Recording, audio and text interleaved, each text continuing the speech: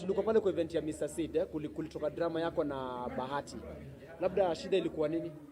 Because tuliona Bahati alikuwa anataka kupiga kidogo, pia alikuwa anataka kumpiga. Hapana, Bahati alikuwa anatafuta clout na mimi.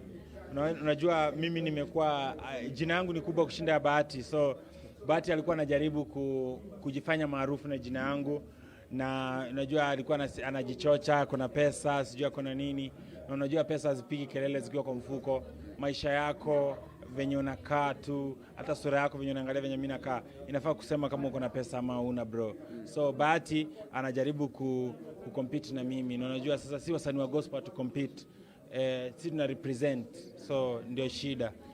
Hiyo album ya Mr. Seed iliweza kufanya vizuri kabisa kwa YouTube, kwa Boomplay. Your take on that? Album gani, ya gospel ama ya dunia? Album ya Mr. Seed. No, as far as I'm concerned, Mr. Seed ni conman.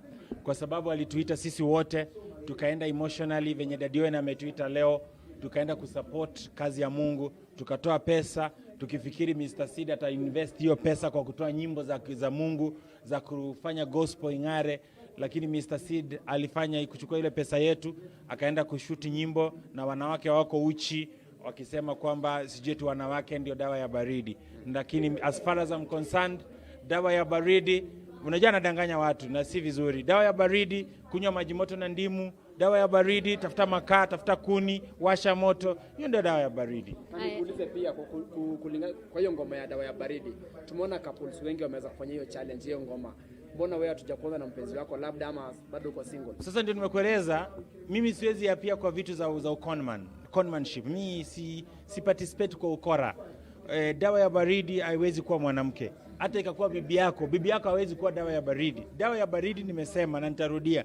Dawa ya baridi, kunywa maji moto na ndimu, kunywa chai, kunywa kahawa. Dawa ya baridi, washa moto home, washa jiko, weka hita ya stima. Hiyo ndio dawa ya baridi. Ndio usipate pneumonia. Kwanza hii kipindi ya COVID. Yeah. Ringtone, unajua there are some incidents ambazo happen in your life, and umepatikana in so many accidents za gari, tunakuona umetupostia, but we thank God you're okay. Lakini kuna watu ambao pale kwa Edgar Obare tunaona wanasema you're doing that intentionally, zile gari umeziangusha mwenyewe so that you can be paid by insurance. Is that true? Edgar nani? Edgar Obare, a blogger. Wale ambao wananichukia sana hii town ni mtu kama huyo. Sasa sitaki kuongelea mambo ya adui. Adui ambaye anakuchukia, anaweza ona leo uko na homa, unasema niko na homa. Anasema unadanganya, unataka watu wakuhurumie. So mimi sitaki kuongelea mambo ya mtu ambaye ananichukia. Nataka kuongelea mtu ambaye anafanya biashara yake. Mtu ambaye ako na chuki na mimi, so hawezi kuwa ananijudge the right way. So honestly, before God.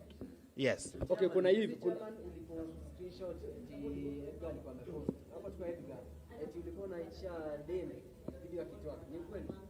Najua niliona tu niweze kuonesha mafans wangu vile ambavyo watu wanashuka chini ama wana stoop low kuweza kutafuta cloud. Najua hao vijana wote mmewataja, hawa kina Edgar Obare hawezi ishi bila mimi. Najua lazima wataje jina langu ndio waweze kupata cloud, kwa sababu jina langu watu wananiheshimu. Ukiangalia wasanii wa gospel nimeanza kuimba kitambo. So akina hao vijana mmewataja wote, hao wadogo. Edgar Obare anaishi kwa nyumba ya kukodisha. Sasa mimi ni mtu anatafuta clout ndio aweze kupata pesa ya rent. Maybe ilikuwa imefika tarehe anadaiwa na mwenye nyumba. So anatafuta clout, watu wa post apate hela. So mimi sitaki kucompete na vijana ambao wanatafuta pesa ya rent. Mimi sitaki. Okay, kuzungumza kwamba Edgar Obare anaishi kwa nyumba ya kukodisha. Juzi tumeona kwamba ati umetolewa kwa ile nyumba yako kule Runda. Ungezungumziaje kuhusu haya? Unajua kila soko iko na wazimu nyingi. So si siku moja ukienda sokoni wazimu akiongea si lazima ujibu. So mimi nataka kuambia kusimkuje kesho asubuhi muone kama sichi hapo. Karibu kesho chai asubuhi. Unajua kuna vitu zingine hauhitaji kutoka. Ngoja nikuulize, mtu akisema wewe ni kichaa, lazima utoke kuambia watu baadhi mimi si kichaa. Si unaendelea na maisha yako. Mimi naendelea na maisha yangu kwa sababu maisha yangu yako ya mahali yalikuwa. Unaelewa? Majirani zangu hawaja complain.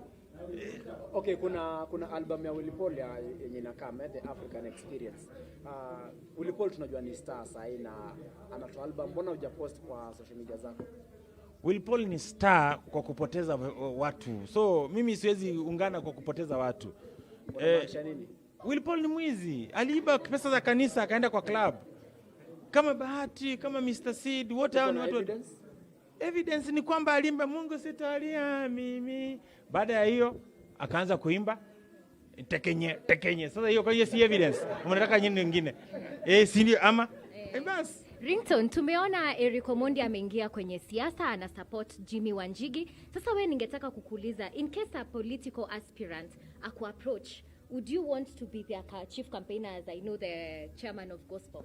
If I decide to support an aspirant, nita support the big shots. Sita support what to be small shots, so I support big shots. Big shot unamaanisha mtu ako na pesa ama? Hapana, unajua sasa mimi kama mimi kwa biashara na compete na kina Jimmy Wanjigi. Sasa so anunulize na mambo ya Eric Omondi. Eric Omondi ni mtu ambaye kazi yake ni ambassador wa Usherati, So niulize vitu nzuri. Eric Omondi ni mtu ambaye mimi sipendi tabia yake. Kazi yake vipindi ni kuzalilisha wanawake, kuonesha wanawake ni kama ni tools za sex. Unajua, so Eric Omondi tusiongea mambo yake. Yeye ameruka kichwa.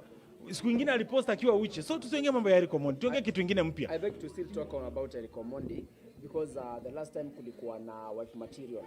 Uliongelea vibaya, maybe ukachukua one of those contestants. Nilikuwa naokoa. Unajua nilikuwa naokoa wanawake ambao Eric Omondi alikuwa anawatumia vibaya. Umenielewa? So na saa hii this time hiyo nyumba naomba mkijua location ya mahali atafanyia hiyo kipindi mnitumie location. Hiyo nyumba lazima tu deal nayo. Hakuna hatutaki tabia mbaya hii town. Alafu chairman, tumeona Andrew Kibe akikemea Jalango kwa kusaidia huyu chumba akikemea pia wanaume wenye wanavaa nguo za kike. Wewe comment yako ni gani kwa hiyo?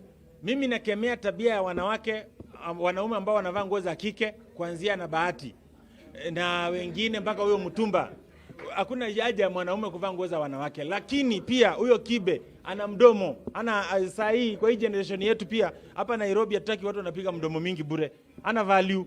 Nasikia amewekwa America, akae na bibi yake huko. So atuache si Nairobi tungangane nayo. Alafu chairman, umesema kwamba kipesa una compete na kina Jimmy Wanjigi. How much are you worth? I'm worth like 2 billion. Kenya shillings. Yes. Zote bana. Mbona mkona wivu bana? Wakati ulikuwa umepigwa rungu ilisemekana kwamba umeenda South Africa. Actually wewe ulisema uko South Africa. Nilikuwa South Africa, nikatoka South Africa, nikaenda Seychelles, nikatoka Seychelles, nimeenda kwingi bana. Hata tangu that time juzi nimekuwa Hawaii. So unajua my life is on movement bwana. Wakati Robert Alai nilimsamea lakini hajai niomba msamaha. So hatuwezi toa kesi. Cha Kaisari mpe Kaisari. Na cha Mungu mpe Mungu. Watu wanasema hajafika bei. Bei gani? Hapana. Ile siku atatoka publicly apologize mafans wangu na apologize wa Kenya kwamba kwa hii generation vijana hatuwai kuonesha kwamba unaweza piga mwenzako. Hata kama wewe Mungu amekubariki na mwili mkubwa, heshimu mtu ako na mwili mdogo.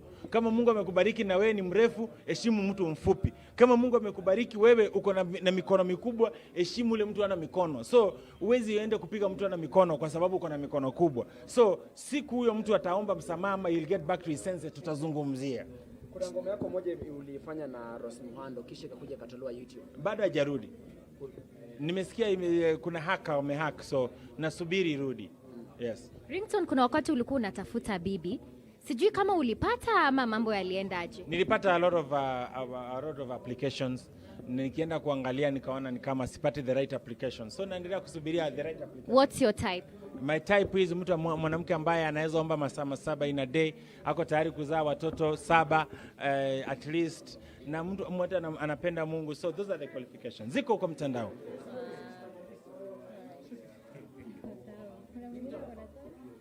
Nadhani tumemaliza.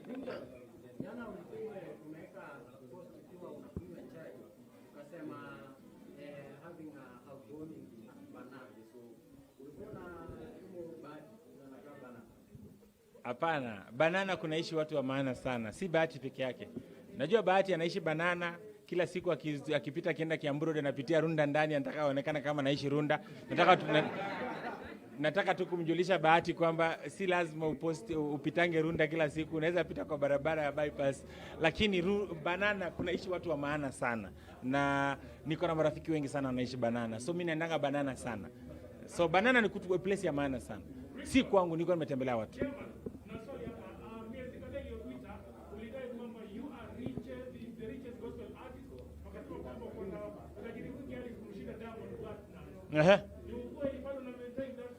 Diamond ni mdogo sana kwangu.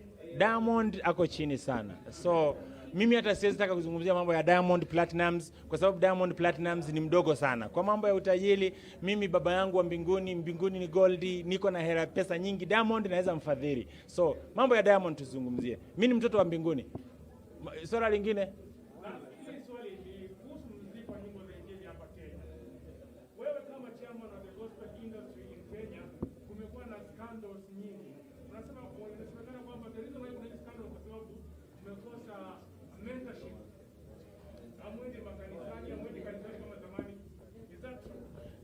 Gospel music kuna scandals kwa sababu ni kawaida wale watu ambao wanaimba muziki wa nyimbo za Kikristo ni vijana wadogo, they are only human, wanaweza kosea, but haimaanishi kwamba vijana wa gospel wakikosea gospel ndio mbaya. Hapana, hao ni vijana, they are human, ni vijana wajaribu kutumia talanta zao kuinua jina la Mungu, so tusiwakashifu, tuwaombee na tufuate Yesu. Pia nyinyi nyumbani makwenyu, watu wote wananisikiliza, mnajua Yesu. Kwa nini mnataka kufuata Yesu kwa sababu ya mtu? Si mnajua mambo ya Mungu? Fuata Mungu.